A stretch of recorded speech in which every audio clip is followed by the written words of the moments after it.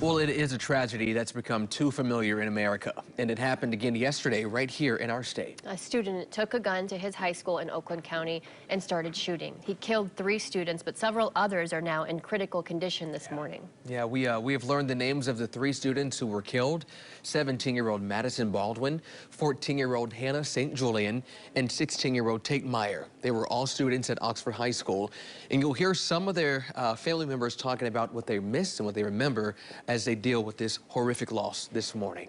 The shooter is a 15-year-old sophomore at the high school, according to police. They say his dad bought the gun he used on Black Friday.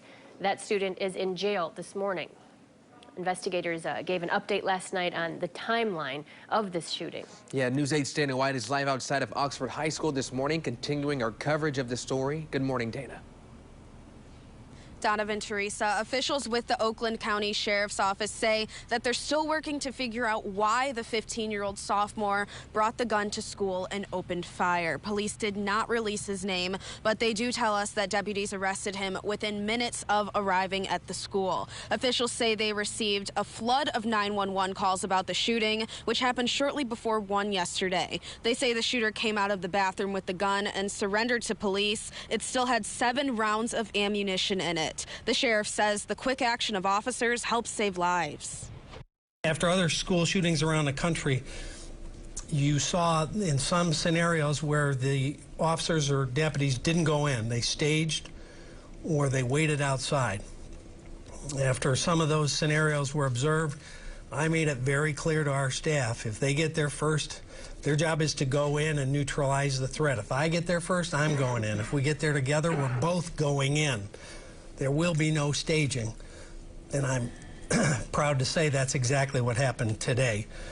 They went in and searched out the threat. They went to the gunshots.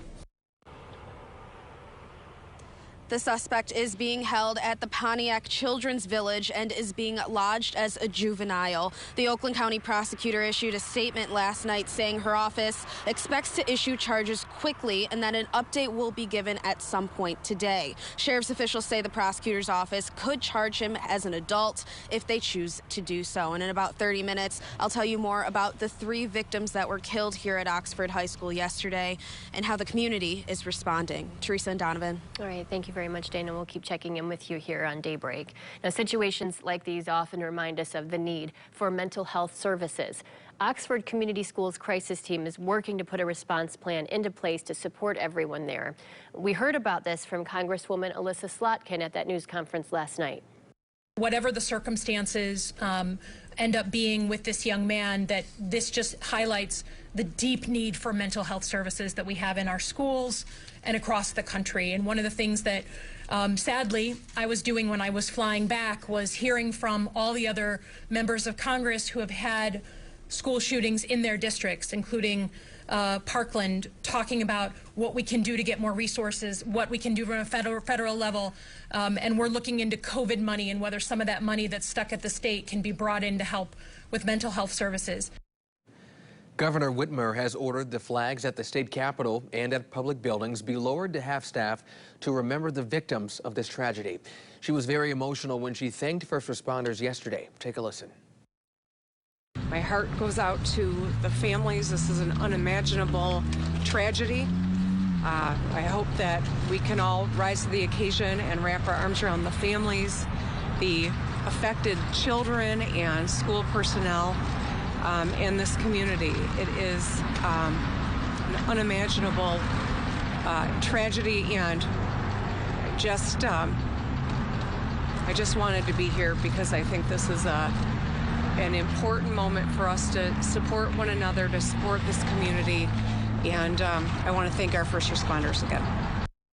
Now, President Biden was in Minnesota yesterday, but he did talk about the shooting once he learned what happened. He offered support to families of the students. I was informed after the tour. I learned about a school shooting in Michigan. We learned, as we learned the full details, my heart goes out to the families enduring the unimaginable grief of losing a loved one. But you've got to know that that whole community has to be just in a state of shock right now. We will keep checking in with Dana as she follows the developments with this investigation in Oakland County here throughout Daybreak.